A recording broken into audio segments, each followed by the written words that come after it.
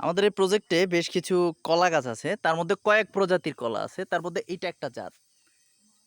এটা হচ্ছে যে বাংলা কলাও না, আবার হচ্ছে বাংলা কলা বলতে আমরা অনেকে যে বাংলা কলা নামে চিনি, আবার বরিশালের ভাষায় কাঁঠালি কলা বলে। হ্যাঁ, এই যে এটা বাংলা কলাও না, এই আরেক আরেক ছড়া কলা। এটা প্রায় চলে আসছে, আর কিছুদিন পরই হচ্ছে এটা নামানো যাবে। প্রায় পোক্ত হয়ে গেছে। মানে চিটাগাংয়ের ভাষায় বাতি হয়ে গেছে, অনেকে বলে পোক্ত হয়ে গেছে। মানে এক কথায় হচ্ছে যেটা পাকার জন্য আর কিছুদিন রাখলেই মোটামুটিভাবে একদম পরিপক্ক হয়ে যাবে। বেশ কিছু এরকম কলা গাছ আছে। আর এটাকে বলে এখানকার ভাষায় কেউ কেউ বলে রুস্তুম কলা, আবার কেউ কেউ বলে হলো গ্রাম সুন্দরী কলা। কলাটা খুব মানে রুষ্টপুষ্ট হয়, বাংলা কলার চাইতে সাইজে অনেক বড় হয়। আলহামদুলিল্লাহ, এরকম বেশ কিছু কলা আছে। কলাটা খেতে অনেক ভালো, আর একা একটা কলা অনেক সময় খাওয়া যায় না, মানে এত বড় যে একা একটা কলা খেয়ে শেষ করা যায় না। মোটামুটি এখানে 3 ছড়ি কলা আছে, এই যেগুলো এগুলো খুব অল্প সময়ের মধ্যে আমরা হারভেস্ট করতে পারবো। তো এই হচ্ছে যে মোটামুটি কলা গাছ। এই যে পেয়ারা, পেয়ারা গাছ, এটা হচ্ছে পেয়ারা গাছ। আমাদের বেশ কিছু পেয়ারা গাছ আছে।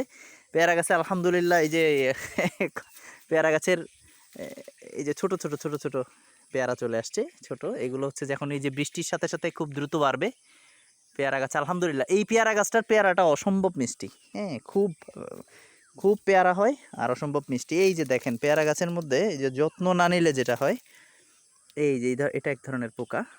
এগুলো হচ্ছে পেয়ারা গাছের নিচে হয়, অনেক সময় পেয়ারার মধ্যে এইগুলো হয়। তো আমরা আসলে স্প্রে করি নাই এখনো পর্যন্ত। আমরা আসলে স্প্রে করি না কোনো রকম বিষ, আমরা স্প্রে করি না পেয়ারা গাছে। আমরা চাই যে মানে একদম অথেন্টিক বিষমুক্ত পেয়ারা যেন আমরা খেতে পারি। আলহামদুলিল্লাহ এটাতে পেয়ারার অনেক ফুল আসছে, অনেক ফুল আসছে। আপনাদেরকে আসলে আমার ক্যামেরাটা অতটা ভালো না, তো আমি আপনাদেরকে ওভাবে দেখাতে পারছি না। অনেক ভালো, এরকম অসংখ্য পেয়ারা গাছ আছে আমাদের।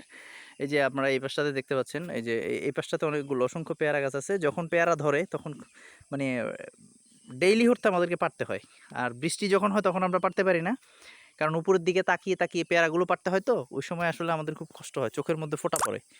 তো যখন আমরা পেয়ারা পারতে পারি না তখন হচ্ছে যে পেয়ারাগুলো পেকে পেকে নিচে পড়ে যায়, অসংখ্য পেয়ারা নষ্ট হয়।